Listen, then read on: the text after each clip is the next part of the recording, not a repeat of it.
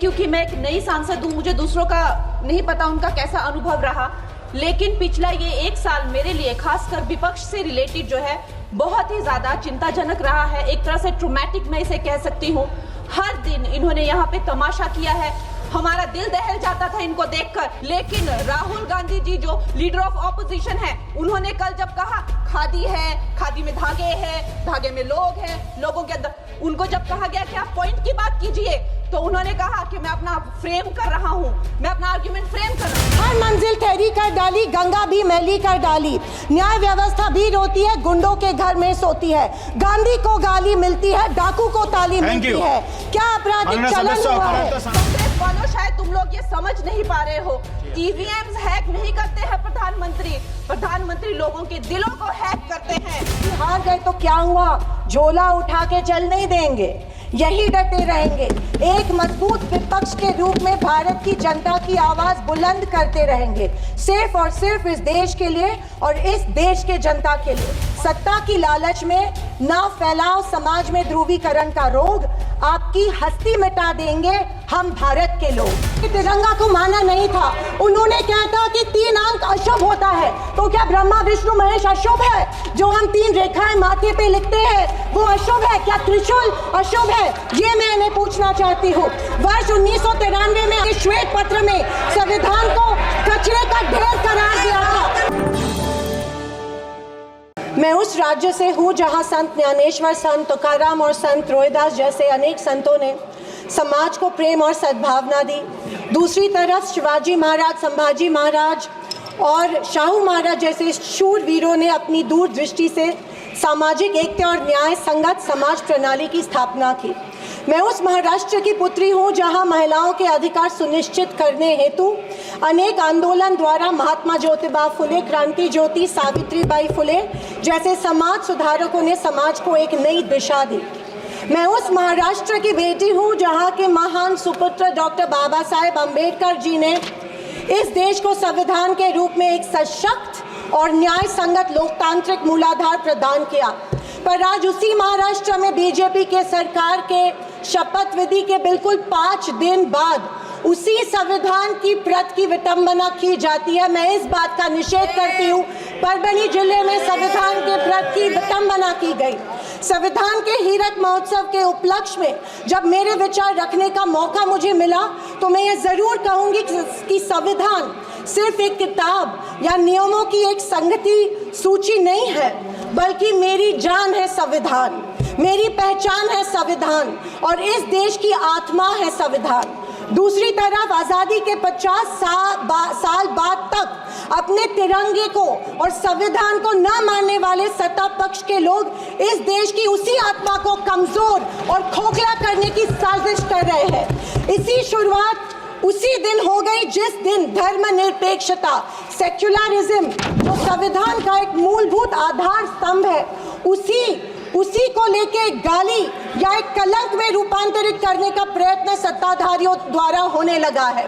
Secularism को आज भी इस भारत देश की पहचान है, उसे सत्ताधारी पक्ष एक कमजोरी कर रहे हैं या एक बीमारी साबित करने की होड़ में लग गए हैं। संविधान की किसी भी चर्चा या बहस को ये लोग सिर्फ इमरजेंसी पर ले जाते हैं, पर ये भूल जाते हैं कि स्वर्गीय इंदिरा गांधी जी, हमारी पहली महिला पंतप्रधान इंदिरा गांधी जी ने उस वक्त के हालातों के मद्देनजर वो संवैधानिक कदम उठाए थे और उस दौरान हुए गलतियों की माफी भी देश के जनता से मांगी थी। और इतना ही नहीं, उनके विरोधियों ने गठित की गई कमेटी ने उन पर लगे सारे इल्जामों से उन्हें बारी कर दिया था।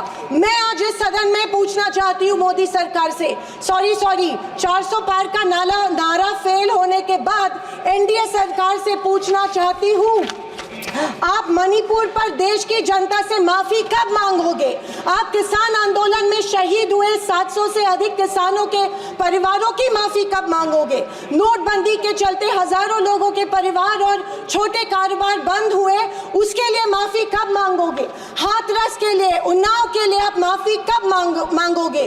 आए दिन महिलाओं पर हो रहे अत्याचारों के लिए माफी कब मांगोगे? जो बदलापुर में मासूम बच्चों के ऊपर मोलेस्टेशन हुआ, उसके लिए आप कब माफी मांगोगे? जेल में बैठकर अपराधी मर्डर प्लॉट्स संरक्षण दे रहे हैं, उसके लिए आप कब माफी मांगोगे?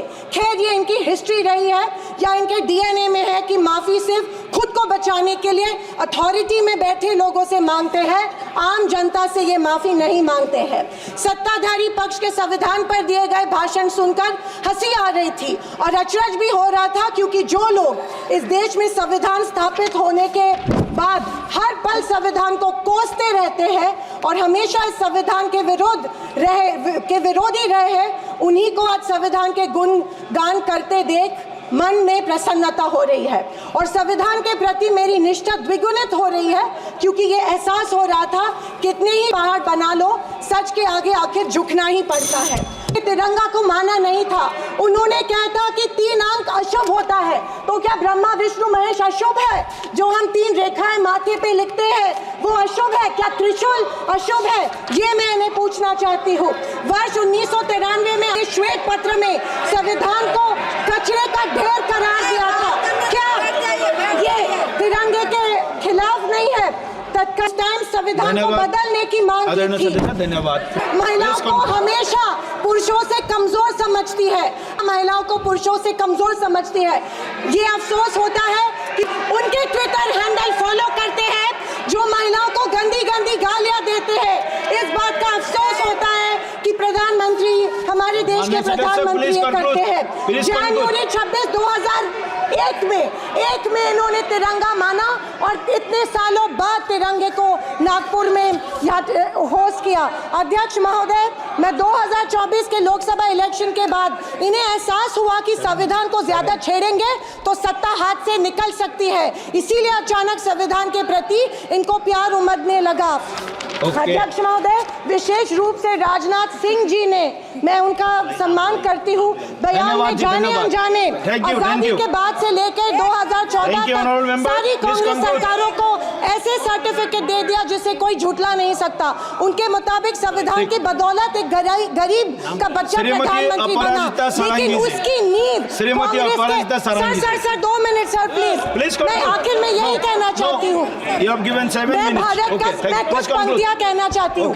मैं भारत का संविधान हूँ, लाल किले से। अध्यक्ष महोदय, बोलना शुरू करें। हिंदी की एक प्रसिद्ध कविता की कुछ पंक्तियों से। एक सेकंड, मैं भारत का संविधान हूँ, लाल किले से बोल रहा हूँ। मैंने तो समता सौंपी थी, तुमने फर्क व्यवस्था कर दी। मैंने न्याय व्यवस्था दी थी, तुमने नर्क व्यवस्था कर दी। हर मंजिल ठहरी कर डाली, गंगा भी मैली कर डाली। न्याय व्यवस्था भी रोती है, गुंडों के घर में सोती है। गांधी को गाली मिलती है, डाकू को ताली मिलती है। क्या आपराधिक चलन हुआ है?